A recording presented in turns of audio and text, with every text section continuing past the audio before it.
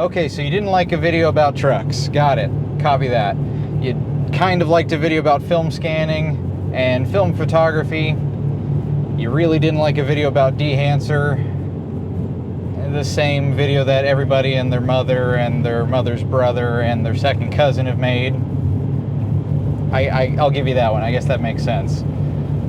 Okie dokie. I guess the only thing left is to make a video about something that you guys actually liked. So I guess we're doing that.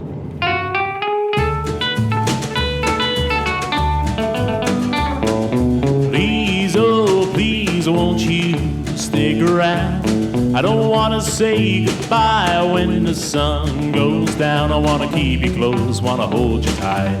I don't ever want to say goodnight, won't you stick around? You know, it is still crazy to me that this is all there is to it. I mean, this is it. This is a red DSMC2 weapon dragon carbon fiber. A 6K 100 frames per second, red raw cinema camera. I mean, it can't do anything because it doesn't have any kind of a battery plate. And, well, that's the main thing. Can't turn it on, can't see the image, but technically speaking, this is it. This is all there is. It's just a little guy. So yeah, I thought it'd be fun to somebody if I just made a quick little video talking about the ways that I have been rigging up this camera for the past year. You know, the DSMC2 Red cameras and older Red cameras in general are becoming more popular by the day, it feels like, just because the prices keep going down and that lower price doesn't change what this camera is capable of. But I've used it on short films, YouTube content, and actual paid work, including some commercials for some nice cars. And let's build a camera. An hour or two will never be enough to be with you. Whenever you leave me longing and blue. Please, oh please, won't you stick around? Spare just a little time, don't go running around. I wanna keep you close, wanna hold you tight. I don't ever wanna say goodnight, but just stick around. Okay, here we have it. The bare minimum. This kind of acts like almost you're treating the camera like a little 16mm film camera of years gone by, you know, in kind of the same vein as like an Arri 16BL or an Aton A Minima, I guess. Never touched one of those in my life, but oh, a Claire NPR, there you go. And a Claire NPR, where it's, you know, the hand grip isn't exactly in the perfect place, but it does have a hand grip, and it's not sitting on your shoulder like an ENG camera. It's kind of tucked in front of your shoulder here, as you can see, kind of resting on the battery in the crook of my shoulder. And, you know, just pulling off the lens, just, you know, just a little run and gun, lightweight, make it happen. You know, you got the top handle so you could do a little of that, but also all I have is a EVF. So, oh, hello, that camera. So, you know, kind of limited in how you're holding the camera because you need to be able to see your image most of the time. And I really like this setup. Like, especially when I first bought the camera, I'd always wanted this Global Dynamics handle, and it's weirdly expensive. I mean, brand new one of these is like $500.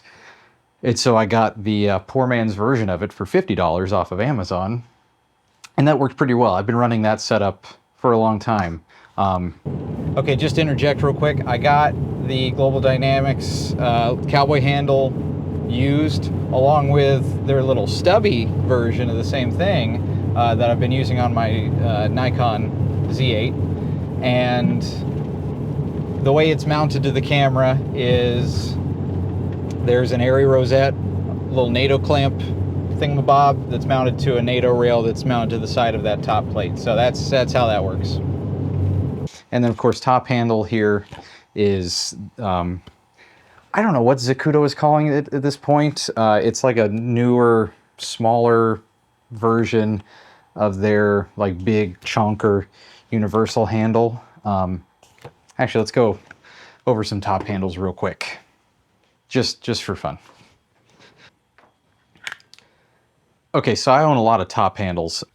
The only one I can't show you is the one that just currently has my monitor mounted to our little Nikon Z8 there, which is a small rig handle that was really cheap but very comfortable, but only works with small rig NATO rails for the most part.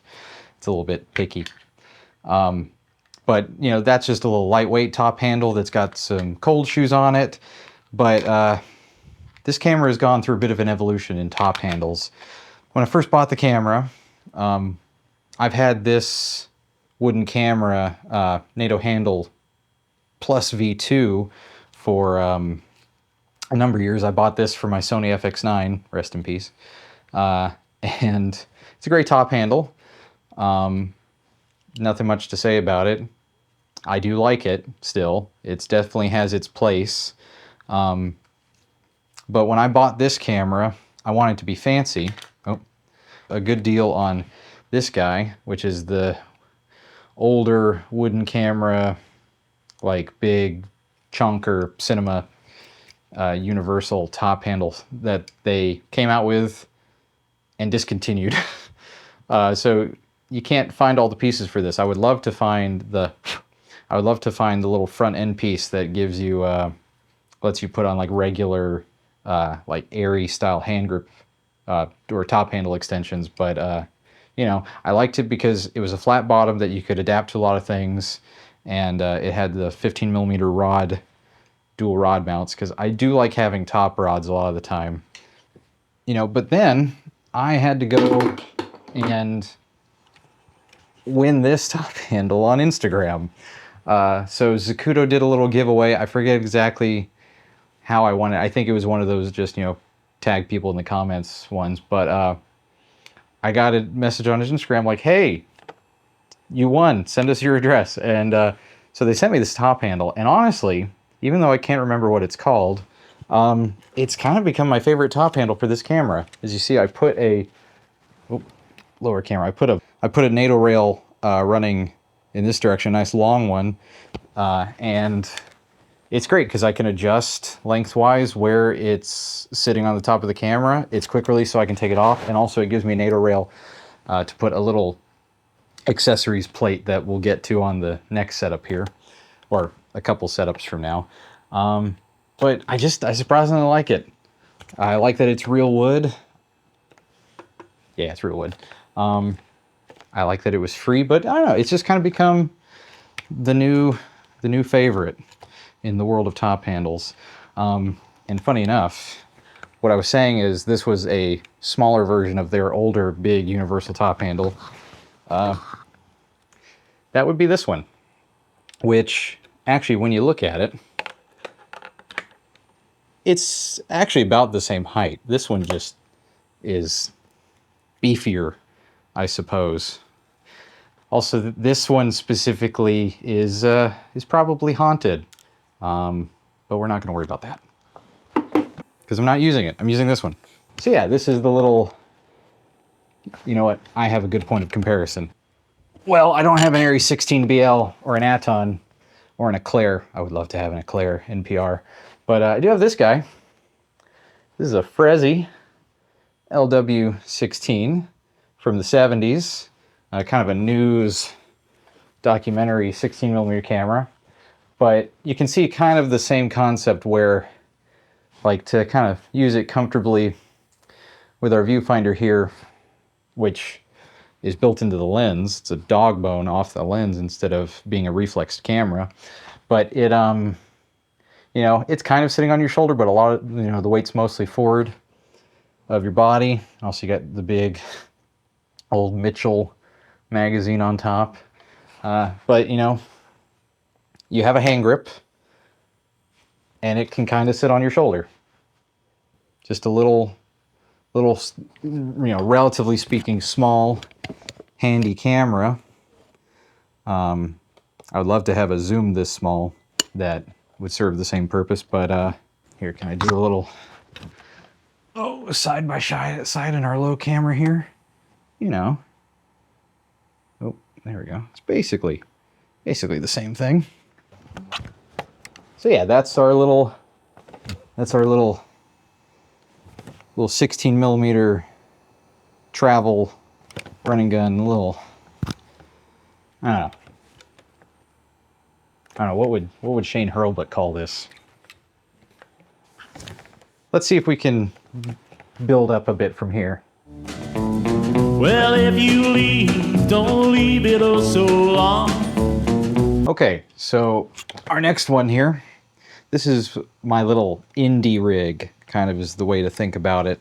What we have here is basically the same setup as before, but now we have, if I can get my arm out of the way, we have a little red quick release dovetail base plate with an airy dovetail and a tripod plate, which actually we don't need, so I'm gonna just go ahead and lose this.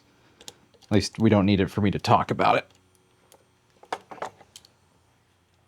Incidentally, this base plate, I love this thing to death. It has the 15 millimeter rod quick release part that attaches to the bottom of the camera here. And then, it's a sliding airy dovetail, industry standard, with 19 millimeter studio rod support if I wanted to use that. But then also it's quick release, and when you take it off, look how small the camera is. Like, you're going from that to probably the flattest base that you can get for one of these, and still go to a dovetail and everything else. But so yeah, so this whole setup here is not that much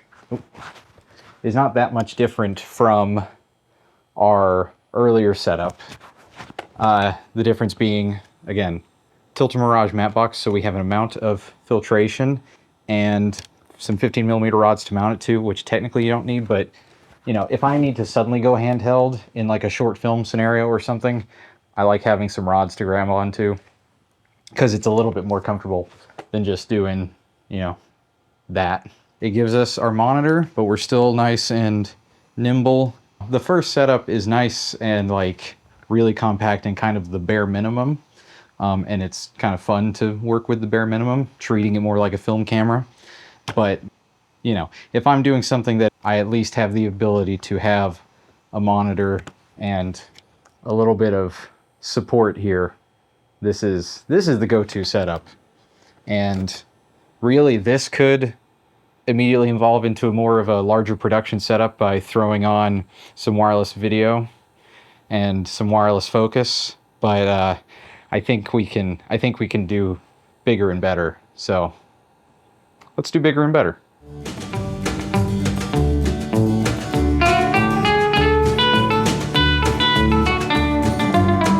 So our last rig here is the full Monty, as it were. This is a setup that I most recently used on a series of BMW commercials that I did, where this was my A cam, the Z8 was our gimbal camera and car rig cam, and this serves a couple of specific purposes that the other setups don't. For one, it has an actual comfortable shoulder pad here, as you can see. It sits very comfortably on my shoulder. I have an extended hand grip here, but then also I have this nice big matte box that I can grab, which sometimes I prefer to do, and also, big matte box for multiple 4x5, 6 sized filters, because we were stacking NDs on the day. And also in the back there we have, if I come down to our little camera here, we have some wireless video. On that specific shoot, I was actually using a Teradek Bolt 6 package instead of my little Hollyland here, but it's representational of the same thing. And then also on here we have wireless follow focus, I forget if we were using a full-size nucleus or a Teradek RT, one of those. But, you know, this little nucleus nano motor is kind of just standing in because, you know, someone else can provide fancy Dan follow focuses and such. But yeah, this is, you know, you would necessarily think that the like airy dovetail base plate quick release system and all that jazz would be the more like, you know, big production setup. But if I'm in a circumstance where I know that I'm going to be doing a lot of handheld, I'm going to go for the, you know, VCT super comfy shoulder pad base plate of some sort. This is the original Zacuto Universal VCT base plate that I got a number of years ago, and it's still honestly the most comfortable. One of the shows I work on consistently uses the newer version of this. I mean, newer is a relative term, but at this point, but the version that's a little bit taller and has like a sliding adjustable base plate and stuff. But honestly, I think this shoulder pad's a little bit more comfortable. And so yeah, this is when you're trying to be a big kid. But of course I can still, you know, I still have my handle on the side here. So if I'm going, trying to do a low shot, I can do that. I have my monitor here that, you know, I'm still looking at. Still using the port keys, you know, super bright option. And yeah, as you can see, big kid matte box.